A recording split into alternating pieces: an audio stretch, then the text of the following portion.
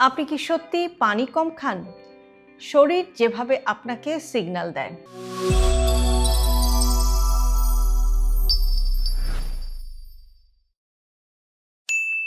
একটা প্রশ্ন করি, শেষ কবে আপনি পিপাসা লাগার আগেই পানি খেয়েছেন বা পানি পান করেছেন?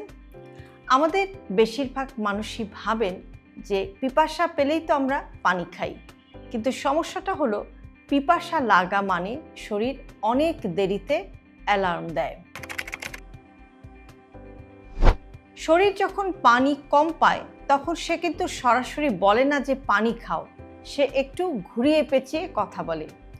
সে বলে মাথা ব্যথা, সারাদিন ঝিমুনি, কোষ্ঠকাঠিন্য, কাজে মনোযোগ নেই এবং প্রস্রাবের রং গাঢ় হলুদ। অনেকে তখন ভাবে যে আমার বয়স হয়ে গেছে, আমি দুর্বল হয়ে গেছি, এ সমস্ত কারণেই বোধহয় এরকম সমস্যা হচ্ছে, কিন্তু আসলে শরীর শুধু পানি চাইছে। আরেকটা ভুল আমরা অনেক সময় করে থাকি, সেটা হচ্ছে যে একসাথে আমরা অনেক পানি খেয়ে ফেলি, কিন্তু শরীর চায় দিনভর অল্প অল্প করে পানি। প্র্যাকটিক্যাল একটা টিপস হচ্ছে, আপনি যদি জানতে চান যে আপনার পানির পরিমাণটা শরীরে ঠিক আছে কিনা, আজকে শুধু একটা জিনিসই খেয়াল করবেন, সেটা হচ্ছে আপনার প্রস্রাবের রং। যদি দেখেন যে প্রস্রাবের রং হালকা হলুদ, তার মানে ভালো।